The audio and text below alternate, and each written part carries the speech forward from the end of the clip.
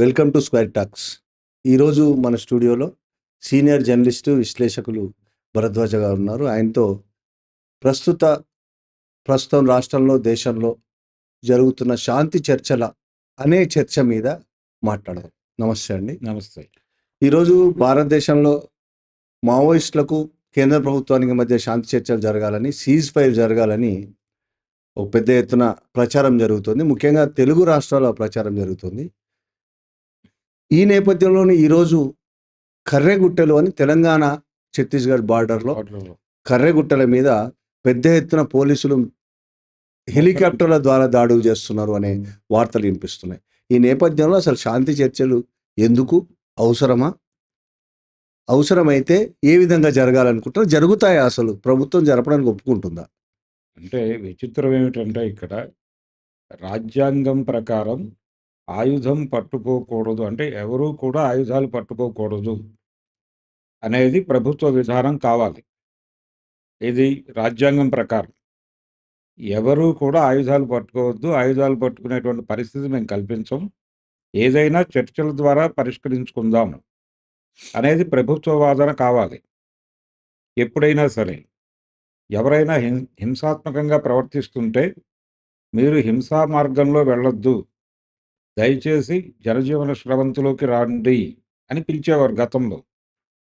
ఏదైనా సరే మీరు వచ్చి ఓపెన్గా అడగండి, ఏం కావాలో అడగండి, అవి పొందండి. అనేక నిరసన రూపాలు ఉన్నాయి. ఆ నిరసన రూపాల్లో మీరు ప్రపంచానికి తెలియజేయండి, డెమోక్రసీని గౌరవించండి అని చెప్పేవారు. కానీ విచిత్రంగా ఇప్పటి ప్రభుత్వాలు ఎలా వ్యవహరిస్తున్నాయంటే రాజ్యాంగం అదే ఉంది, రాజ్యాంగం ఏం మార్చలేదు, అదే రాజ్యాంగం అమల్లో ఉంది. కానీ ప్రభుత్వాలు రాజ్యాంగానికి పూర్తి భిన్నంగా వ్యవహరించడం చూస్తున్నాం మనం. అంటే ఒకవైపు మేము సాయుధ పోరాటం ద్వారానే వ్యవస్థ మారుతుందని బలంగా నమ్ముతున్నామని చెప్తున్నటువంటి మావోయిస్టు పార్టీ మేము కాల్పుల విరమణకు సిద్ధం అని చెప్తోంది. మేము అసలు ఆయుధాలు పట్టుకోవటం కానీ లేకపోతే హింసాత్మక చర్యలకు కానీ ఎట్టి పరిస్థితుల్లోనూ మేము అనుమతించం అని చెప్పి రాజ్యాంగంలో రాసుకుని ఆ రాజ్యాంగం మీద ప్రమాణం చేసినటువంటి ప్రభుత్వమేమో ఎట్టి పరిస్థితుల్లోనూ మిమ్మల్ని నిర్మూలించి తీరతాం అంటోంది. మొండిగా డేట్ చెప్తోంది. పైగా డేట్ చెప్పి ఈ డేట్ లోపు అంటే చివరి మావోయిస్టును కూడా చంపేస్తాం మేము అని చెప్తున్నారు. ఈ చంపేస్తాము, అలాగే నక్సల్ ముక్త్ భారత్ అనేటువంటి నినాదం ఇవ్వటం, ఇది రాజ్యాంగ సంక్షోభానికి, ఆ సంక్షోభాన్ని సూచిస్తోంది ఈ పరిస్థితి. దానికి పరాకాష్ట ఏంటంటే ఈరోజు ములుగు ఏరియాలో కర్రెగుట్టల మీద జరుగుతున్నటువంటి దాడి. వీళ్ళందరూ కూడా ఈ చర్చలు జరగాలి అనే ఉద్దేశంతోనూ, సీజ్ ఫైర్ అంటే మనం కాల్పుల విరమణ మనం పాటిద్దాం అనే ఉద్దేశంతోనూ ఇలా వెనక్కి రిట్రీట్ అవుతున్నటువంటి వాళ్ళందరూ అక్కడికి చేరారు అనేది ఒక సమాచారం. నిజంగా వాళ్ళు ఉన్నారా లేదా అనేది ఎవరికీ తెలియదు. ఉన్నారు అనే అభిప్రాయంతో అక్కడ దాడులు జరుగుతున్నాయి. పైగా మనకి దాదాపు వారం 10 రోజుల నుంచి రకరకాల వార్తలు వస్తున్నాయి. మావోయిస్టు పార్టీ పేరుతోనే ప్రకటనలు వెలువడినాయి. అక్కడేదో మందు పాత్రలు ఉన్నాయి, మేము చుట్టూ మందు పాత్రలు పెట్టాం, ఎవరైనా ఇక్కడికి వస్తే మరణిస్తారు కాబట్టి దూరంగా ఉండండి అని పార్టీ పేరుతో ప్రకటనలు ఇచ్చారు. పార్టీ పేరుతో ప్రకటనలు ఇవ్వటం అనేది కొత్త కాదు ప్రభుత్వాలకి, చాలా కాలంగా అమలులో ఉన్నదే. గతంలో కాంగ్రెస్ ప్రభుత్వం నడుస్తున్నటువంటి రోజుల్లో కూడా రకరకాల పేర్లతో వాళ్ళు ప్రకటనలు ఇచ్చేవారు. అంటే గ్రీన్ టైగర్స్ ఇలాంటి పేర్లతో ప్రకటనలు ఇచ్చేవాళ్ళు చంపేసి.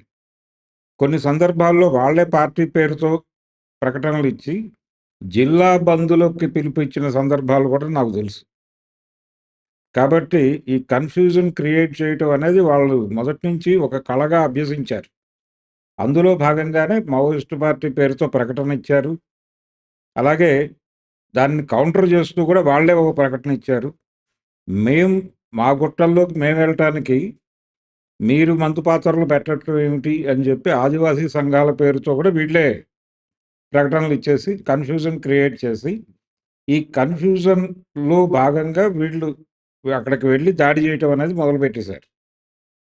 ఇప్పుడు హెలికాప్టర్లతో దాడులు జరుగుతున్నాయనేది లేటెస్ట్ ఇన్ఫర్మేషన్.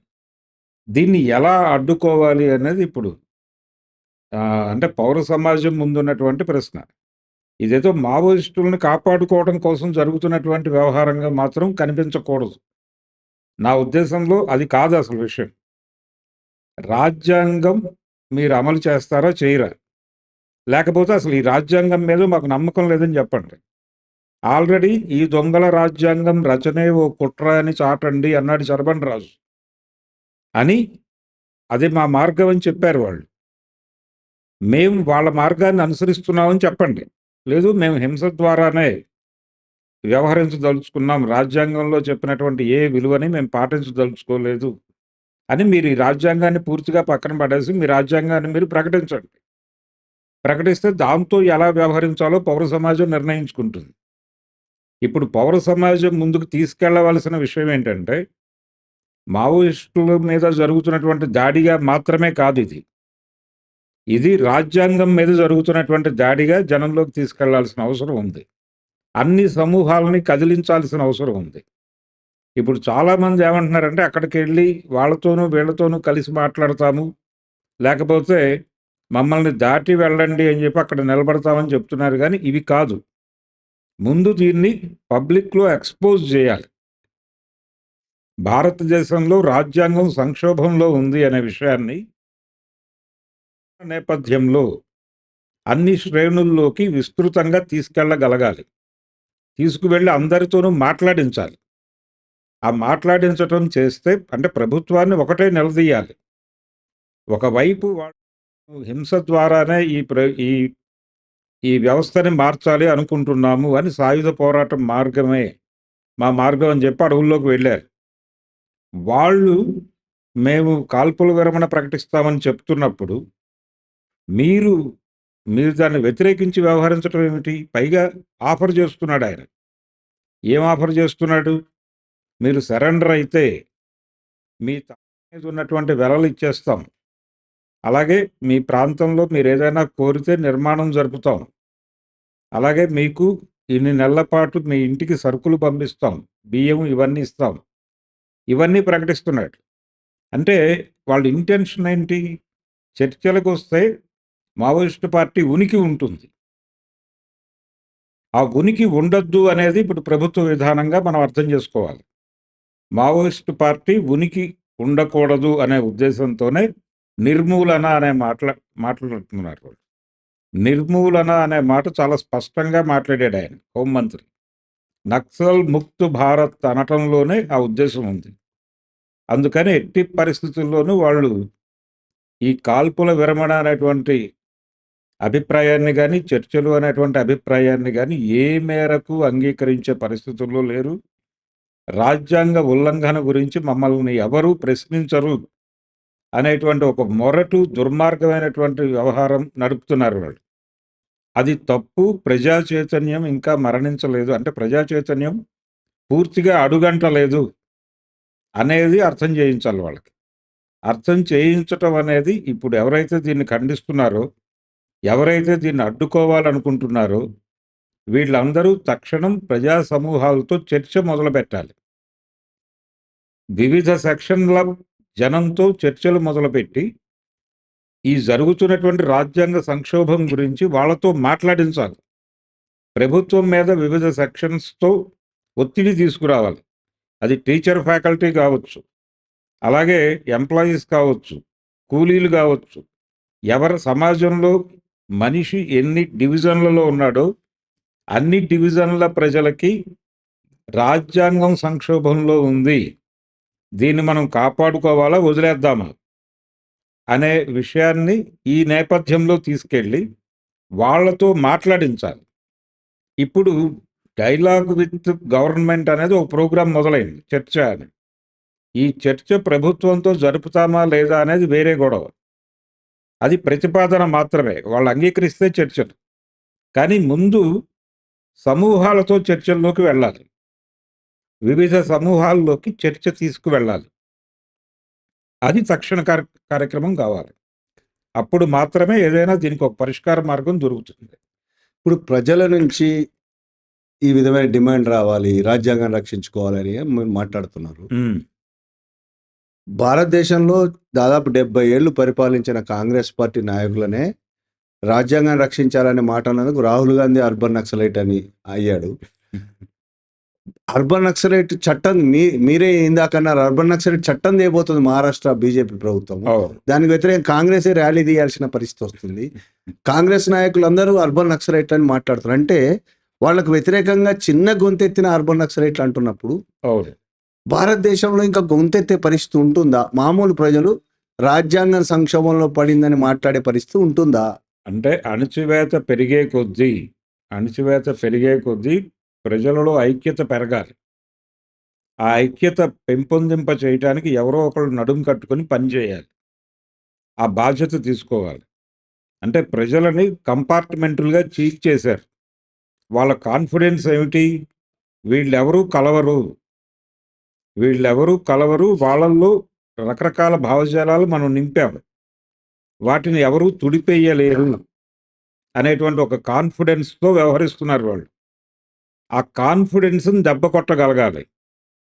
అది దెబ్బ కొట్టడానికి ఏం చేయాలి అనేది ఆలోచించాలి. ఇప్పుడు ఆలోచించి ఈ కంపార్ట్మెంట్లన్నిటినీ కలిపి ఈ కంపార్ట్మెంటాలిటీ అనే దాన్ని చంపేసి వీళ్ళందరితోనూ మాట్లాడించేటువంటి కార్యక్రమం చేయాలి. అందుకనే నేను సమూహాలతో చర్చలు జరపాల్సిన అవసరం ఉంది అంటున్నా. ప్రభుత్వంతో చర్చలు జరుపుతామా అనేది వేరే గొడవ. కానీ ముందు ప్రజలతో మాట్లాడాల్సిన అవసరం ఉంది. వివిధ సమూహాలుగా చీలిపోయి ఉన్నటువంటి ప్రజలతో ఒక డైలాగ్ మొదలు పెట్టాల్సిన అవసరం ఉంది. వాళ్ళ దగ్గరికి వెళ్ళి, అయ్యా ఇలా జరుగుతోంది. ఇప్పుడు గతంలో ఎలా జరిగేది? స్కూళ్ళలోకి, కాలేజీల్లోకి వెళ్ళి క్లాస్ రూమ్లో ఒక 5 నిమిషాలు టైం అడిగి టీచర్ని, ప్రపంచంలో ఇలా జరుగుతోంది, అది మీ దృష్టికి తీసుకురావడం కోసం వచ్చాము అని తరగతి గదుల్లో చెప్పిన సందర్భాలు ఉన్నాయి. విద్యార్థి సంఘాల్లో పనిచేసేవాళ్ళు. ఇప్పుడు ఆ యాక్టివిటీ లేదు ఎక్కడ. అలాంటి యాక్టివిటీ చేపట్టాలి. పని ప్రదేశాల్లోకి వెళ్ళి, అమ్మ ఒక్క నిమిషం వినండి అని చెప్పాలి. అంటే కాలికి బలపం కట్టుకుని తిరగాలి. తిరిగి ప్రజల్లోకి ఈ జరుగుతున్న విషయాలు, వాళ్ళ కుట్రలు, కుతంత్రాలు, వీటన్నిటినీ జనంలోకి తీసుకువెళ్ళటం అనేది ఒక ప్రోగ్రామ్గా జరగాలి. దానికి నడుం బిగించి కదలాల్సినటువంటి అవసరం ఉంది. ఆ కార్యక్రమం చాలా పెద్ద కార్యక్రమం. అదంత ఈజీ వ్యవహారం కాదు. దాన్ని ఏదో మేరకు మొదలుపెట్టాలి. మొదలుపెట్టిన మరుక్షణం వాళ్ళకి తెలిసిపోతుంది. తెలిసిపోయిన మరుక్షణం దాడులు మొదలవుతాయి. దానికి సిద్ధపడి ఈ కార్యక్రమం చేయకపోతే మాత్రం ఈ దేశం సర్వనాశనం అయిపోవటం ఖాయం. ఎన్నడూ లేని విధంగా దాదాపు 50 ఏళ్ల పైన అయింది మావోయిస్ట్ పార్టీ. నక్సలిజం పుట్టి కూడా మావోయిస్ట్ పార్టీ కాదు, నక్సలిజం పుట్టి 50 ఏళ్ల పైన అయిపోయింది. ఎన్నడూ లేని విధంగా ఈసారి ఇంత పెద్ద ఎత్తున దాడి జరపడానికి ఏంటి బీజేపీకి పర్సనల్ గ్రిడ్జ్ ఏమైనా ఉంటుందా నక్సలైట్ల మీద? వేరే కారణాలు ఏమైనా ఉన్నాయా? భారతదేశం ప్రపంచ బ్యాంకు రాజకీయాల్లోకి ప్రవేశించిన మరుక్షణం కాంగ్రెస్ ప్రభుత్వ హయాంలోనే జరిగింది అది. అంతకు ముందు రాష్ట్ర ప్రభుత్వాల వ్యవహారంగా ఉండేది. నక్సల్ ఇష్యూ అనేది ఆంధ్రప్రదేశ్లో కొంచెం ఎక్కువ అలికిడి ఉండటం చేత ఇప్పుడు దానికి సంబంధించినటువంటి స్టాటిస్టిక్స్ కూడా బయటకు తీస్తున్నారు. ఎన్టీ రామారావు టైంలో జరిగినటువంటి ఎన్కౌంటర్లు, 89లో జరిగిన ఎన్కౌంటర్లు చాలా ఎక్కువ. అంటే తీవ్రమైన నిర్బంధం అమలు జరిగినటువంటి సందర్భం. పర్టికులర్గా 85 వరకు ఆయన అధికారంలోకి వచ్చిన తర్వాత మొదటి 3 సంవత్సరాల్లోనే చాలా ఎక్కువ నిర్బంధం అమలు జరిగింది. 85 నుంచి 89 వరకు పీక్స్కి వెళ్ళింది. అంటే చాలా కొత్త విషయాలు పట్టుకొచ్చాడు ఆయన. ఇన్నోవేటివ్ మెథడ్స్ తీసుకొచ్చాడు. మిస్సింగ్ మరణాలు అనేటువంటి కాన్సెప్ట్ ఒకటి ఎమర్జ్ చేశాడు. అంతకుముందు కాంగ్రెస్ ప్రభుత్వాలు చేయలేదు ఆ పని. అంటే చంపేసి తగలబెట్టేసి మాకేం తెలియదు అని చెప్పి బుకాయించటం. అంటే ఎంత అంటే ఒక రకంగా ఒళ్ళు బలుపు అనొచ్చు దాన్ని. అంటే ఎంత బలుపు ప్రదర్శించాలో అంత బలుపు ప్రదర్శించింది వ్యవస్థ ఆ రోజున ఎన్టీ రామారావు గారి కాలంలో. అంత దాన్ని మించిన బలుపు ప్రదర్శిస్తున్నారు ఇప్పుడు.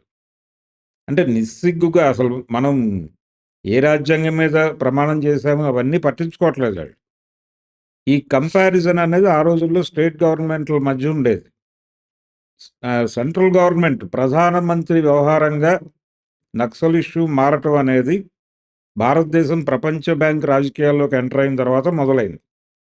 అందుకని మన్మోహన్ సింగ్ తరచూ కేంద్ర ప్రభుత్వం నక్సల్ బాధిత రాష్ట్రాల ముఖ్యమంత్రుల సమావేశాలు నిర్వహించడం అనేది మొదలై మీకేం కావాలో చెప్పండి, మేము ఇస్తాం. ఆయుధాలు కావాలా, సైన్యం కావాలా, ఏం కావాలో చెప్పండి, మేము ఇస్తాం. డబ్బులు కావాలా, అలాగే మీకు థియరిటికల్ వ్యవహారాలు అంటే వాళ్ళని కంట్రోల్ చేయడానికి కావలసినటువంటి బుర్రల్ని తయారు చేసేటువంటి కార్ఖానాలు ఏవైనా కావాలన్నా మేము ఏర్పాటు చేస్తాం అన్నదాకా వెళ్ళింది వ్యవస్థ. దాని కొనసాగింపే చూస్తున్నాం. ఇప్పుడు ఈ పార్టీ ఆ పార్టీ అని కాదు. ఇప్పుడు కాంగ్రెస్ పార్టీ అర్బన్ నక్సల్ అనేటువంటి బ్రాండ్ రాహుల్ గాంధీ మీద కూడా పడే అవకాశం ఉంది అనే పరిస్థితి ఉంది మహారాష్ట్ర నుంచి అని విన్నాం, మనం మాట్లాడుకున్నాం. అదే కాంగ్రెస్ పార్టీ తెలంగాణలో అధికారంలో ఉంది. అధికారంలో ఉండి ఇప్పుడు ములుగు ప్రాంతంలో జరుగుతున్నటువంటి, ములుగు ఛత్తీస్గఢ్ బార్డర్ కదా అది, ఆ బార్డర్లో జరుగుతున్నటువంటి వ్యవహారంలో ఈరోజు పాల్గొన్నటువంటి మెజారిటీ పోలీసులు ఇట్నుంచి వెళ్ళారు అనేది రిపోర్ట్. ఎక్కడి నుంచి? ములుగు ఎస్పీ ఆఫీస్ నుంచి వెళ్ళారు అనేది. అందుకని కలెక్టర్ జవాబుదారీతనం కూడా ఉంటుంది అని కూడా మాట్లాడుతున్నారు. అందుకని కాంగ్రెస్ బీజేపీ కలిసి చేస్తున్నటువంటి దాడిగానే చూడాలి దాన్ని. ఇప్పుడు జరుగుతున్నటువంటి దాడిని, ములుగు ప్రాంతంలో ఆ గుట్టల్లో జరుగుతున్నటువంటి దాడుల్ని, కర్రెగుట్టల్లో జరుగుతున్నటువంటి దాడుల్ని కాంగ్రెస్ బీజేపీ సంయుక్తంగా చేస్తున్న దాడులుగానే చూడాలి. కాంగ్రెస్ ప్రభుత్వం అంటే మన్మోహన్ సింగ్ గారి ప్రభుత్వం కూడా నక్సలైట్లని అణచివేయటం అనేది ప్రథమ ప్రాధాన్యతగా ఉండాలి అని తరచూ ఆయన మాట్లాడేవాడు. అంటే నిరసనలు వద్దు, ఎక్కడా కూడా ఏ రకమైన ఆందోళనలు ఉండకూడదు, మార్కెట్ ఎకానమీకి ఇబ్బంది కలుగుతుంది అని తరచూ చెప్పేవాడు ఆయన. కాకపోతే ఒక సున్నితమైనటువంటి స్వరంతో చెప్పేవారు వారు. వీరు చాలా మొరటుగా మాట్లాడుతున్నారు. ఒక రకంగా అంటే వీరి కాషాయం వేరు, మా కాషాయం వేరు అని చెప్పారు కానీ ఎన్టీ రామారావు గారు, ఆయన అనుసరించిన పద్ధతే దాన్ని మించినటువంటి మొరటుతనంగా బిహేవ్ చేస్తున్నారు చాలా ఓపెన్గానే. దీన్ని ఎక్స్పోజ్ చేయాలి, జనంలోకి తీసుకెళ్ళి చెప్తే ఇమ్మీడియట్గా వినే పరిస్థితి ఉంటుందా లేదా అనేది పట్టించుకోకుండా, విన్నా వినకపోయినా రోజు క్యాంపెయినింగ్ జరగాల్సిన అవసరం ఉంది. విస్పరింగ్ క్యాంపెయిన్ జరగాలి, గుసగుసల ప్రచారం జరగాలి. అంటే బ్రాండింగ్ రాజకీయం అనేది జరుగుతుంది. బ్రాండింగ్ రాజకీయం, మీరు ప్రతి ఒక్కళ్ళని బ్రాండ్ చేసి చంపేస్తారు. అదే ప్రోగ్రామ్. అర్బన్ నక్సల్ అనేది ఒక బ్రాండ్. ఆ బ్రాండ్ క్రియేట్ చేసి ఆ బ్రాండ్ కింద ఎవరినైనా చంపేస్తామని చెప్తున్నారు వాళ్ళు. ఇప్పుడు వాళ్ళని కూడా బ్రాండ్ చేయాల్సినటువంటి అవసరం ఉంది. వాళ్ళు ఏ ప్లాట్ఫామ్స్ వాడి బ్రాండ్ చేస్తున్నారో, ఏ సమూహాలని బెదిరించి రాజకీయం నడుపుతున్నారో, ఆ సమూహాల దగ్గరికి అదే ప్లాట్ఫామ్స్ వాడి కూడా వెళ్ళాలి. దాంతోపాటు చెవి కింద జోరీగలాగా ప్రచారం చేయటం అనేది వాళ్ళు నిరంతరంగా చేస్తున్నారు. ఆ ఏరియాలో ఒక వైఫల్యం జరిగింది, ఇట్నుంచి జరగటం వలన న్యూట్రల్స్ కూడా అటువైపు కదిలి వెళ్ళిపోయినటువంటి ఒక విచిత్రమైన పరిస్థితి కనిపిస్తోంది. వాళ్ళందరినీ వెనక్కి లాక్కు రావడానికి ఏం చేయాలనేది ఆలోచించాలి. ఇది ఆషామాషి వ్యవహారం కాదు. పరిస్థితి చాలా ముదిరింది, దేశం చాలా ప్రమాదంలో ఉంది. దీన్ని జనంలోకి వెళ్ళి చికిత్స మొదలు పెట్టకపోతే కుదిరే పని కాదు.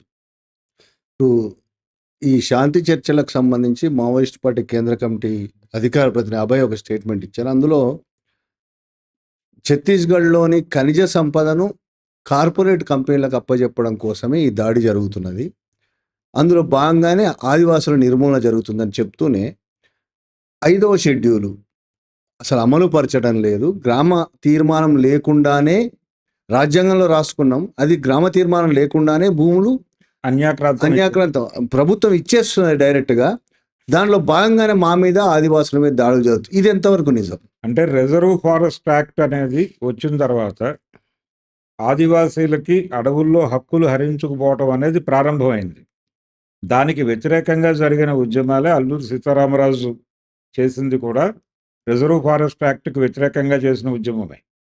అలాగే కొమురం భీం చేసినది రిజర్వ్ ఫారెస్ట్ యాక్ట్కి వ్యతిరేకంగా చేసింది. అంటే మా భూముల మీద ప్రభుత్వాల పెత్తనం ఏమిటి అనే ఉద్దేశంతో మొదలైనవి. ఇప్పటికీ అదే జరుగుతోంది. ఇప్పటికీ అదే జరుగుతోంది. అడవుల్లో ఆదివాసీలు ఉండొచ్చు కానీ వాళ్ళు అటవీ సంపదకి ఏమాత్రము వాళ్ళకి సంబంధం లేదు.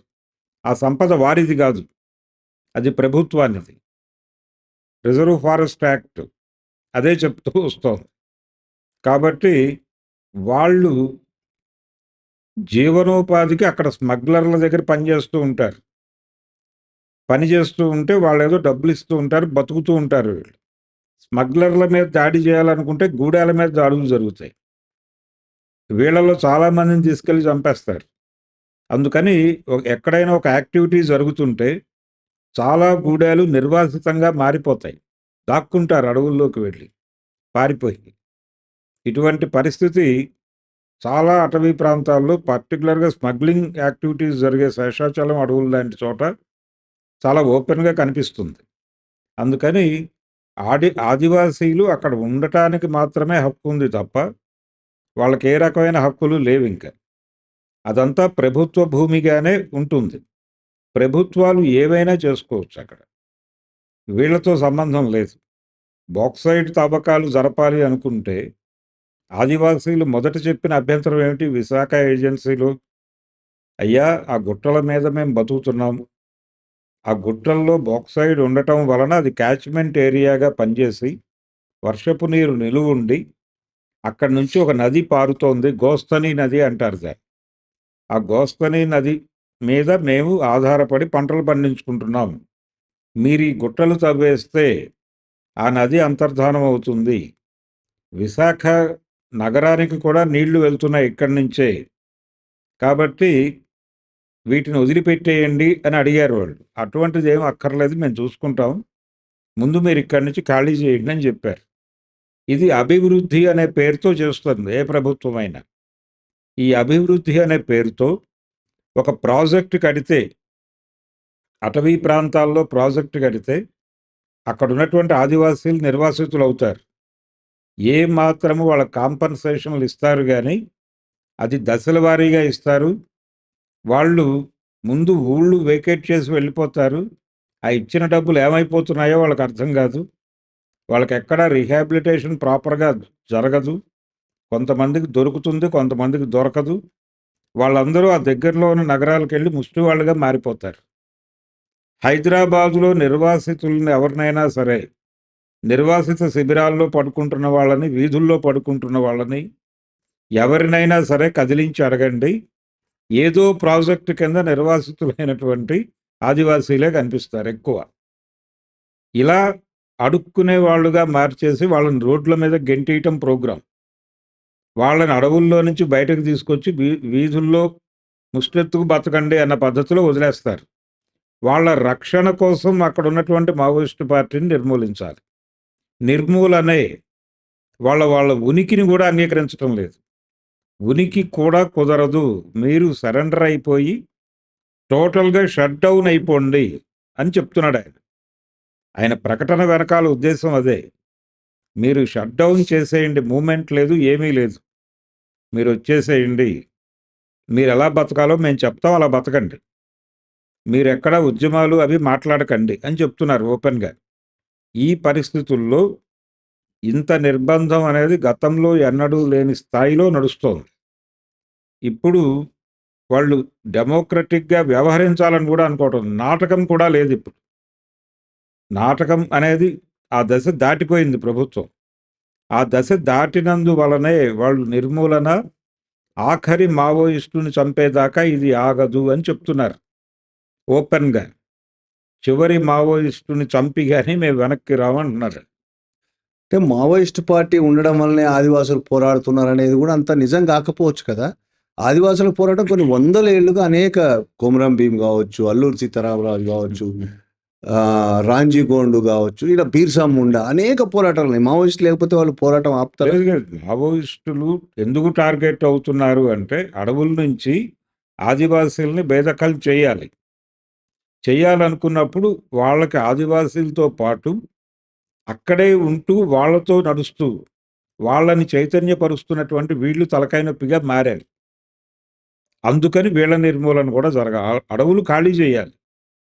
అడవులు మాత్రమే కాదు, ప్రభుత్వానికి సంబంధించిన ఆస్తులన్నీ కన్సాలిడేట్ చేయటం అనేది ఒక కార్యక్రమంగా ప్రభుత్వాలు చేస్తున్నాయి. ప్రజల ఆస్తులు ఉండవిక. ప్రజలకి ఇండిపెండెంట్ ఆస్తులు ఉంచటం అనేది నెమ్మదిగా తగ్గిపోతుంది. కార్పొరేట్ ఆస్తులుగా మారిపోతున్నాయి. అంటే అందరూ రెంట్కు ఉండాల్సిందే ఇక. అంతే. అదే పరిస్థితి రాబోతోంది అతి త్వరలో. దీనికి అంకురార్పణ 95లోనే జరిగింది. మనకి సెట్ బ్యాక్ అనేటువంటి ఒక జీవో తీసుకొచ్చాడు చంద్రబాబు నాయుడు గారు. ఉమ్మడి రాష్ట్ర ముఖ్యమంత్రిగా ఆయన ప్రమాణ స్వీకారం చేసిన తర్వాత వచ్చినటువంటి జీవో అది. ఆ జీవోలో ఏ ఇల్లు అయినా సరే అది రోడ్డు మీద నుంచి 10 అడుగులు ప్రభుత్వాలు ఏ సందర్భంలోనైనా అభివృద్ధి కార్యక్రమాలకు అడిగినప్పుడు ఇచ్చేయాలి అని చెప్పి అఫిడవిట్ ఇవ్వడానికి సిద్ధం మేము అని అఫిడవిట్ ఇస్తేనే మీ బిల్డింగ్ ప్లాన్కి వాళ్ళు అప్రూవల్ ఇస్తారు. ఈ జీవో పట్టుకొచ్చింది చంద్రబాబు నాయుడు 95లో.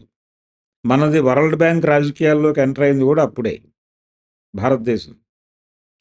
అది మొదలు, అది కొబ్బరికాయ కొట్టారు ఆ రోజున.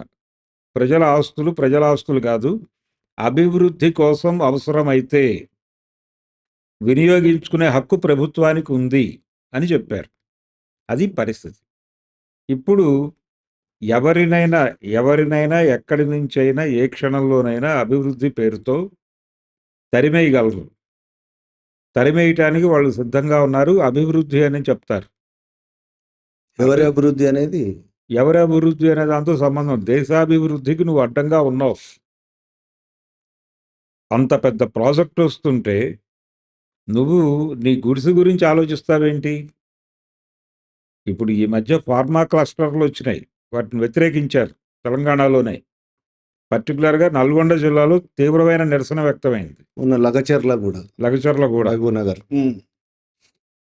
అంటే మహబూబ్ నగర్లో నిరసనకి ముందే నల్గొండలో నిరసన ఎదుర్కొన్నారు. ఈ సందర్భంగా ప్రజలకు చెప్పింది ఏమిటి వాళ్ళు? ఇక్కడ ఫార్మా కంపెనీలు వస్తాయి కాబట్టి మీరు ఆ స్థలాలు పోగొట్టుకోవడం వల్ల మీకు లాభమే జరుగుతుంది, మీ పిల్లలకు ఉద్యోగాలు వస్తాయని చెప్తారు. ఏ ఉద్యోగాలు వస్తాయి ఆ పిల్లలకి? అక్కడ సెంట్రీ ఉద్యోగాలు, లేకపోతే లోపల టాయిలెట్లు కడిగే ఉద్యోగాలు వస్తాయి తప్ప ఫార్మా క్లస్టర్లలో సుపీరియర్ క్యాడర్లో వీళ్ళకి ఉద్యోగాలు ఏవి రావు. అది గ్యారంటీ. లేదు, ప్రభుత్వానికి నిజంగానే వీళ్ళకి ఏదైనా మంచి ఉద్యోగాలు ఇవ్వాలనుకుంటే అక్కడ ఒక ఇన్స్టిట్యూషన్ ప్రారంభింపజేసి ఆ కంపెనీలతోనే వీళ్ళని ట్రైన్ చేసి వీళ్ళని క్వాలిఫైడ్గా మార్చి, స్కిల్డ్ లేబర్గా మార్చి, ఇది మసిపూసి మారేడుకాయ చేయడానికి అక్కడక్కడ స్కిల్ డెవలప్మెంట్ ప్రోగ్రాంలు కూడా పెడుతున్నారు ఈ మసిపూసి మారేడుకాయ చేయటం కోసమే. అది కూడా చేయలేదు. ఇక్కడ చేయకుండా మీకు ఉద్యోగాలు వస్తాయి కదా, మీరు భూములు ఇవ్వడానికి ఎందుకు ఇబ్బంది పడుతున్నారు అని మాట్లాడాడు ముఖ్యమంత్రి గారు. ఏ ఉద్యోగాలు వస్తాయని ఎవరూ మాట్లాడలేదు. కానీ ప్రజలకు తెలుసు రేపు పొద్దున మనం ఈ భూమి ఇచ్చేసి అక్కడ లోపలికి వెళ్ళి ఎవరి దగ్గరో కూలి పని చేయాలి, ఎవరికో తలుపులు తీయాలి, అక్కడ మరుగుదొడ్లు కడగాల్సిన పని మందే అనేది ప్రజలకు తెలుసు కాబట్టి తిరగబడ్డారు. ఇది ప్రభుత్వాలు అర్థం చేసుకోవాలి. ఇది ఒక దశ. నిజానికి ఫార్మా క్లస్టర్లు అనే ప్రోగ్రాం మొదలు పెట్టడానికి ముందు ఫార్మా సిటీ అనే పేరుతో ప్రభుత్వం ఇచ్చినటువంటి భూమి, ఆ భూమి ప్రభుత్వం వెనక్కి తీసేసుకుని క్లస్టర్లు అనే ప్రోగ్రాం పెట్టి జనం నుంచి భూమి లాక్కుంటుంది. అంటే నీ భూమి ఏమో నువ్వు జాగ్రత్త చేసుకోవాలి, ప్రజల భూములు గుంజుకోవాలి, నీ భూమి నువ్వు సెక్యూర్ చేసుకోవాలి హైడ్రా అనే పేరుతో. సెక్యూర్ ఎందుకు చేసుకుంటున్నావు? అంటే వీటిని తీసుకెళ్ళి ఇంకో కార్పొరేట్ కంపెనీకి ఇవ్వాలి. కార్పొరేట్ కంపెనీలు వచ్చి అడిగినప్పుడు ఇవ్వటానికి భూములు మన దగ్గర ఉండాలి కదా, ల్యాండ్ బ్యాంక్ ఉండాలి. ప్రభుత్వాలకు ఇప్పుడు ల్యాండ్ బ్యాంక్ పిచ్చి పట్టింది. కేంద్ర ప్రభుత్వం నుంచి మొదలు పెడితే రాష్ట్ర ప్రభుత్వాల వరకు విపరీతమైన ల్యాండ్ బ్యాంక్ పెట్టుకోవాలి అని అనుకుంటున్నారు ఇప్పుడు అందరూ. అమరావతి కూడా మళ్ళీ ఏదో కొత్తగా 40,000 ఎకరాలు అదే ల్యాండ్ బ్యాంక్ కోసమే, బ్యాంకు. ల్యాండ్ బ్యాంక్ ప్రోగ్రామే. ముందు జనం నుంచి లాగేసుకుని పెట్టేసుకోవాలి. దానికోసం రకరకాల కుయుక్తులు చెప్తున్నాడు ఆయన, చంద్రబాబు నాయుడు గారు. ఎయిర్పోర్ట్ కడతామంటున్నాడు. ఇప్పుడు గన్నవరం ఎయిర్పోర్ట్ కాదు, అమరావతికి విడిగా ఒక ఎయిర్పోర్ట్ వస్తుందని చెప్తున్నాడు. దానికి ఏదో ఇంత భూమి కావాలి, దానికి ఇంత భూమి కావాలి అని ఇలా రకరకాల లెక్కలు చెప్తున్నాడు ఆయన. చెప్పి సెకండ్ ఫేజ్ భూసేకరణకి నడుం కడుతున్నాడు. అయిపోయింది, ఆ కార్యక్రమం మొదలవుతోంది. ఇది ఎక్కడ దాకా వెడుతుంది అనేది చూడాలి. అంటే నెమ్మదిగా అమరావతికి విజయవాడ, గుంటూరు రెండు స్లమ్ములుగా మారిపోయేటువంటి ఒక పరిస్థితి దాపురిస్తోంది. ఆ ల్యాండ్స్ కూడా అదే గొడవ అవుతున్నట్టు ఉర్సు అనే 2 నెలల క్రితం ఏర్పడ్డ సంస్థకి ఇచ్చారు. అవును. అదొక గొడవ అవుతున్నట్టున్నది కదా ఇప్పుడు. ఏదైనా వాళ్ళు ఎవరికైనా ఇవ్వచ్చు, ఎవరికైనా వాళ్ళు ధారాదత్తం చేసేస్తారు. అయితే ఇక్కడ ఏం జరుగుతుందంటే ప్రజలతో ఒక డెవలప్మెంటల్ అగ్రిమెంట్ చేసుకుంటుంది ప్రభుత్వం. ఒక బిల్డర్కి స్థలం ఇచ్చినట్టే.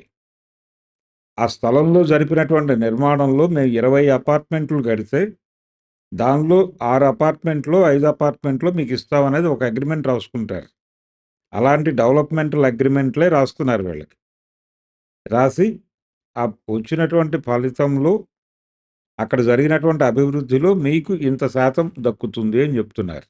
అదే ఒక ఎకరం ఇస్తే 200 గజాలు ఏదో ఇస్తామని అట్లేదో అంతే చేస్తున్నట్టు. అంతే డెవలప్ అయిపోయినటువంటి దానిలో మీకు 200 గజాలు ఇస్తే మీకు అద్భుతం కదా, మీరు ఏదైనా వ్యాపారం చేసుకోవచ్చు అక్కడ అని చెప్తున్నారు.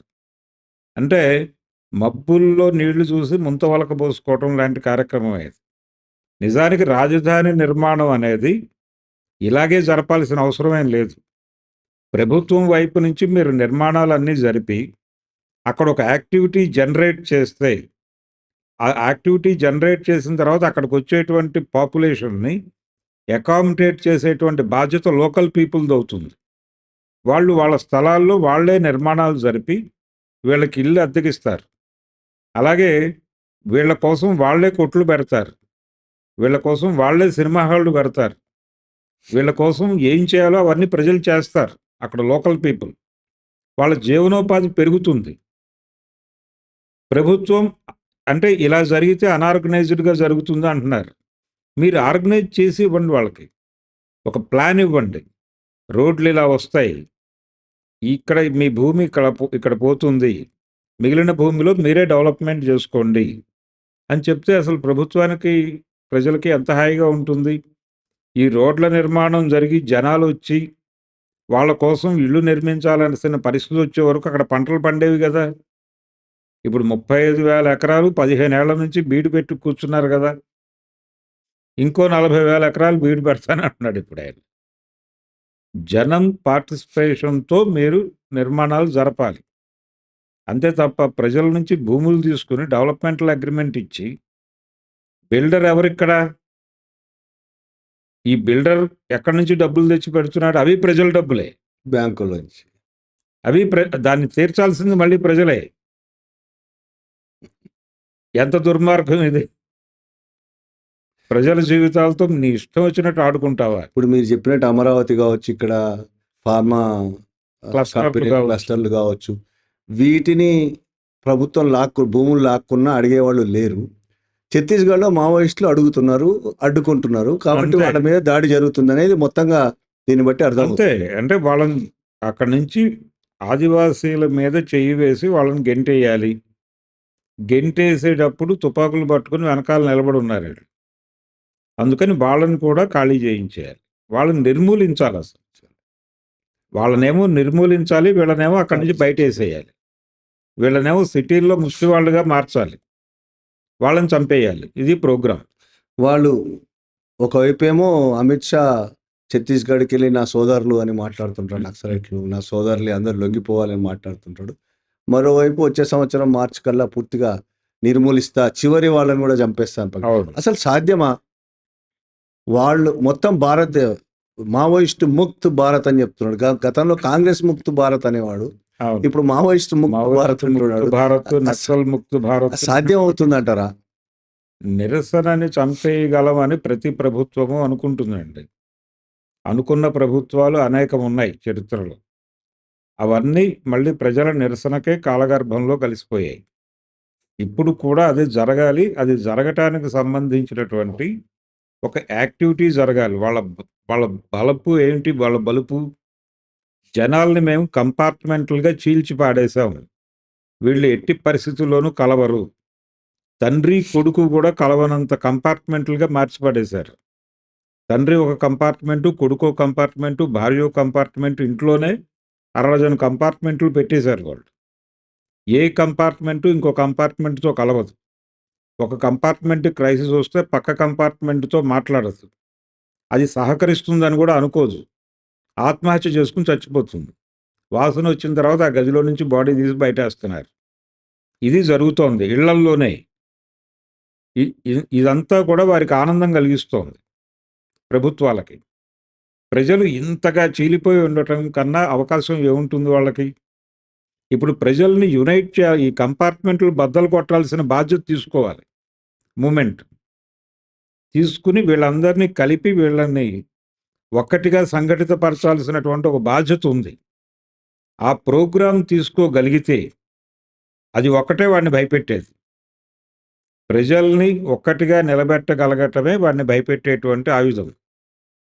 ఆ ఆయుధాన్ని డిజైన్ చేయాల్సినటువంటి బాధ్యత ఉంది ఇప్పుడు ఉద్యమం మీద. కానీ ఈలోపే మొత్తం అంతం చేస్తా అంటున్నాడు కదా.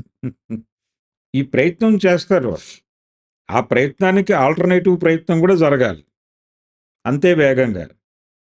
ఒకవేళ ఆ ఉద్దేశంతోనే ఈ చర్చలు అనేటువంటి ప్రతిపాదన వచ్చి ఉండొచ్చు. కానీ దాన్ని ఎట్టి పరిస్థితుల్లోనూ పట్టాలు ఎక్కనిచ్చే మూడ్లో వాళ్ళు లేరు. కానీ జనంతో డైలాగ్ మొదలు పెట్టాల్సిన అవసరం అయితే ఉంది పార్టీకి. జనంతో మాట్లాడాలి, సమూహాలతో మాట్లాడాలి, కంపార్ట్మెంట్లతో మాట్లాడాలి. ప్రభుత్వంతో డైలాగ్ ఉన్నా లేకపోయినా సమూహాలతో మాట్లాడాలి. సమూహాల్లోకి విస్తృతంగా వెళ్ళాలి, రోడ్డు మీదకి వెళ్ళాలి. రోడ్డు మీద క్యాంపెయినింగ్, విస్పరింగ్ క్యాంపెయిన్ అనేది మొదలు పెట్టాలి ఇమ్మీడియట్గా. అలా మొదలుపెట్టిన వాళ్ళని అర్బన్ నక్సలైట్లు అంటారు కదా. అన్నివ్వండి, అణిచివేయటానికి వాడు ఎన్ని ప్రయత్నాలు చేయాలో అన్ని ప్రయత్నాలు చేస్తారు. నిలబడటానికి, నిలబెట్టుకోవటానికి నిజానికి సమస్య ఉంది. జనం కదిలే పరిస్థితి కూడా ఉంది. ప్రాపర్గా వాళ్ళకి విషయం ఇన్ఫర్మేషన్ పట్టుకెళ్ళగలిగితే కలిసి కదిలే పరిస్థితి డెఫినెట్గా ఉంది. అది నిజం. ఇంతకుముందు కొద్ది రోజుల క్రితం లగచర్ల సంఘటన, నిర్మల్లో ఫ్యాక్టరీకి వ్యతిరేకంగా సంఘటన చూసాం. కొన్ని వేల మంది కదిలేరు. అవును, ఉంది.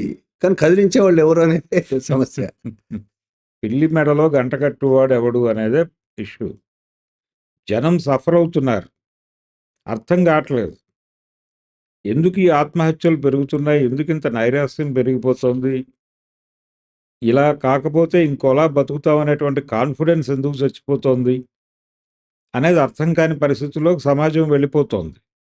వాళ్ళకి భరోసా ఇచ్చేటువంటి ఒక మాట చెప్పేవాడు కూడా లేడు. ఆ బాధ్యత గనక తీసుకోగలిగితే డెఫినెట్గా జనం ఆర్గనైజ్ అవుతారు. అదొక్కటే ఈ దేశాన్ని కాపాడేటువంటి మంత్రం. ప్రజలు ఆ నమ్మకం మావోయిస్ట్ పార్టీ మీద ఉండి అడవుల్లోంచి వచ్చేయాలి, అర్బన్లోకి వచ్చి మైదానాల్లో ఉండాలి మావోయిస్ట్ పార్టీ అని చాలా మంది చాలా డిమాండ్ సోషల్ మీడియాలో డిమాండ్ చేస్తుంటారు. అవును, ఆ నమ్మకం వల్లనే కావచ్చేమో. ఆ నమ్మకమే. ఆ నమ్మకంతోనే మీరు రండి అంటే, ఇప్పుడు నమ్మకం ఎందుకు వాళ్ళ మీద ఉంది? మీరు అడవుల్లోకి వెళ్ళిపోయి త్యాగాలు చేసేస్తున్నారు. కానీ మీ అవసరం అక్కడ మాత్రమే కాదు, ఇక్కడ కూడా ఉంది. ఇక్కడ మా జీవితాలు గందరగోళంగా అయిపోయినాయి. కాబట్టి మీలాంటి వాళ్ళు వచ్చి మా కోసం మాట్లాడితే, అంటే మమ్మల్ని కనీసం చైతన్యపరిస్తే మేము మళ్ళీ రోడ్డెక్కేటువంటి పరిస్థితి వస్తుంది అనేటువంటి ఒక ఆశతో చూస్తున్నారు ఇప్పుడు. అందుకనే ఇన్ని డిమాండ్లు వస్తాయి. అంటే జనజీవన స్రవంతి అనే ఒక మాట కూడా వాడతారు. అంటే దానికి సరిగ్గా అర్థం కాకపోవడం వల్ల కూడా కావచ్చు కదా. అవును, అడవుల్లో అడవే ఉంటది, జనాలు ఉండరు అనే ఉద్దేశం. అక్కడ కూడా జనజీవన స్రవంతి కూడా జనమే ఉంటారు. జనమే ఉంటారు కదా. జనజీవన స్రవంతిలోకి రండి అంటే హైదరాబాద్కి రండి, లేకపోతే విజయవాడకి రండి అని కాదు కదా. నిజానికి అడవుల్లో ఉంది ఉద్యమము అని అనుకోవడం కూడా తప్ప. అంటే ఆ మధ్య కాలంలో వైఎస్ రాజశేఖర రెడ్డి గారి టైంలో చర్చలు జరిగినప్పుడు చాలామంది మీడియా పర్సన్ అంటే రిపోర్టర్లు, చాలా పెద్ద స్థాయి రిపోర్టర్లు కూడా చర్చల్లో అంటే వీళ్ళు టీవీ డిస్కషన్స్‌లో కూర్చున్నప్పుడు 30 ఏళ్ల అజ్ఞాతవాసం వీడి ఇప్పుడు నగరానికొస్తున్నారు అన్న పద్ధతిలో మాట్లాడేశారు. ఎంత ఎంత దుర్మార్గం అది! ఎంత తెలియనితనం! అంటే వీళ్ళు సిటీస్‌లో గూడా పని చేస్తూనే ఉంటారు వివిధ సెక్షన్స్‌లో అనేటువంటి ప్రాథమిక జ్ఞానం గూడా లేకుండా మాట్లాడితే ఎలాగా? కాకపోతే గతంలో పనిచేసినంత ఇంటెన్స్‌తో ఇప్పుడు లేదక్కడ అనేది అర్థం జేసుకోవాలి. అంటే ఈ ప్రాంతాల నుంచి ఖాళీ చేయించేశారు. కాలేజీల నుంచి ఖాళీ చేయించేశారు. అలాగే ప్రజా సమూహాల నుంచి, వివిధ ట్రేడ్ యూనియన్స్ నుంచి, అన్నిటి నుంచి బయటకి గెంటేశారు. గెంటిన తర్వాత కేవలం సాయుధ పోరాట దళాలుగా మాత్రమే కనిపిస్తోంది. ఈ నిర్మాణాన్ని చూపించి ఒక ప్రొజెక్షన్ ఇచ్చే ప్రయత్నం చేస్తోంది ప్రభుత్వం. దీన్ని బద్దలు కొట్టాలిప్పుడు. ఈ మిత్తును బద్దలు కొట్టి ప్రతి సెక్షన్‌లోనూ ఉన్నటువంటి సమస్యల్ని అడ్రెస్ చేయటం అనేది మొదలుపెడితే డెఫినెట్‌గా మళ్ళీ ఉద్యమం అనేది దాన్ని అందిపుచ్చుకోవడానికి సిద్ధంగా ఉన్నారు వీళ్ళందరూ. ఆ డైలాగ్ మొదలవ్వాలి. ప్రభుత్వంతో చర్చల కన్నా ఇప్పుడు సమూహాలతో చర్చలనేది కీలకం. భారతదేశంలో జరుగుతున్న కేంద్ర ప్రభుత్వం చేస్తున్న దాడులు, హింస, ఆదివాసీ హననం, మావోయిస్టుల నిర్మూలన పేరుతో జరుగుతున్న హింస. మరొకవైపు మావోయిస్టులు శాంతి చర్చలకు రెడీ అవ్వడం. జస్టిస్ చంద్రకుమార్ లాంటి వారి నేతృత్వంలో శాంతి కమిటీలు ఏర్పడడం, శాంతి చర్చల కోసం కమిటీలు ఏర్పడడం. ఈ నేపథ్యంలో మావోయిస్టులు ప్రభుత్వం మధ్య చర్చలే కాదు, మావోయిస్టు ప్రజలతో, సమూహాలతో చర్చలు జరపడం లేదు. మావోయిస్టు సానుభూతి పరులు, మావోయిస్టును అభిమానించే వాళ్ళ ఐడియాలజీ ఉన్నవాళ్ళు సమూహాలతో చర్చలు జరపడం అవసరం. భారత ప్రభుత్వం చర్చలు జరిపినా జరపకపోయినా సమూహాలతో చర్చలు జరపడం అవసరమని భావిస్తున్నారు భరద్వాజ గారు. థ్యాంక్ యూ అండి. Thank you.